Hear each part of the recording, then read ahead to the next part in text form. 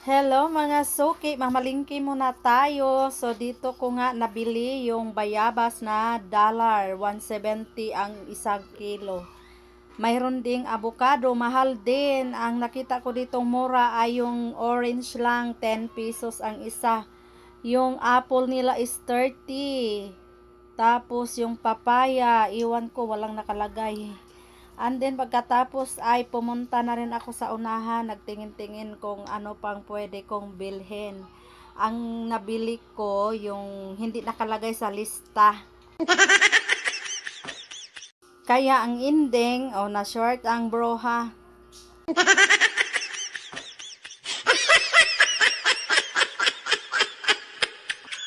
Punta naman tayo dito sa bilihan ng mga isda.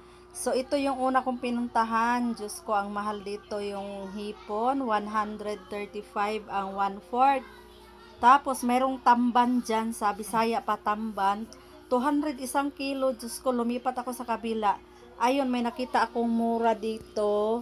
Iwan ko kung anong diferensya, parehas lang naman sila ng paninda. O dito mayroong 110 na hipon. Tapos yung tamban nila dito, yung kalahati is 50 lang.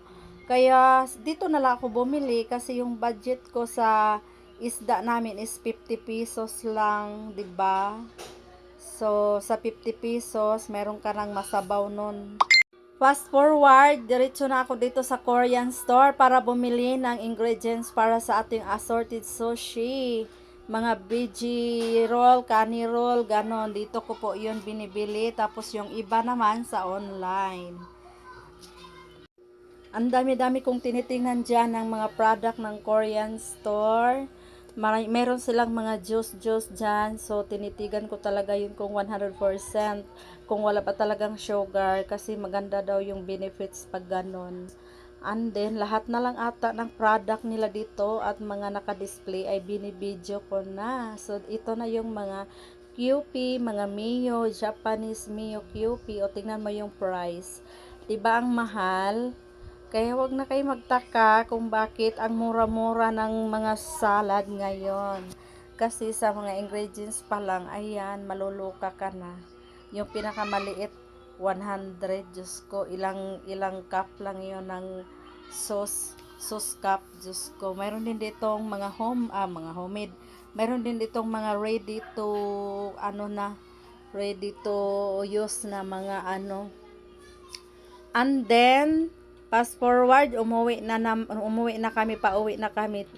Pero nakaramdam kami diyan ng uhaw kasi sobrang init kaya dumaan kami sa may nagtitinda ng buko.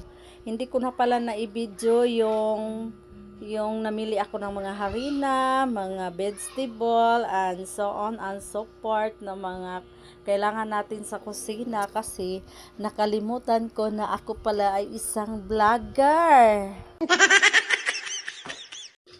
Diba? Nakalimutan pa. So, kaya doon ako nakapag-video nung bumili ako ng bayabas kasi na-miss ko na talaga yung bayabas. And then, andito na nga kami dito sa Buko Juice. Bihirang-bihira lang kaming makainom nito kasi hindi talaga ako mahilig sa mga ganito kasi ano ba yan? Nabubulol na naman ako. Masyado kasing matamis pero wala akong choice ngayon kasi sa sobrang init na napakauhaw talaga. Yung ramdam na ramdam po talaga yung lalamunan ko na uga na sa Bisaya pa.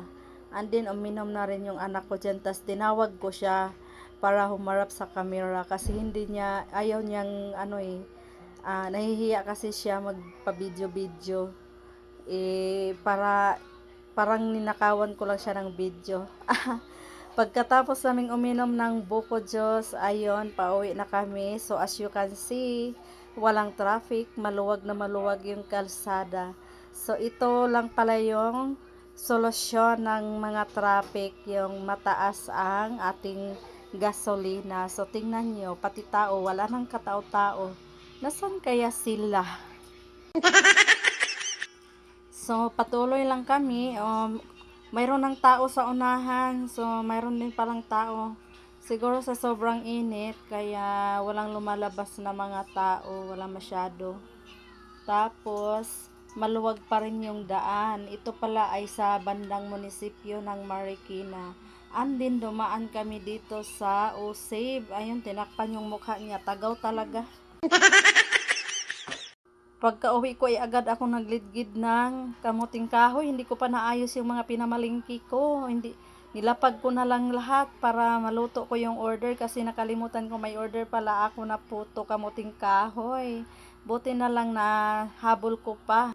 So that's all. Thank you for watching. See you on my next vlog.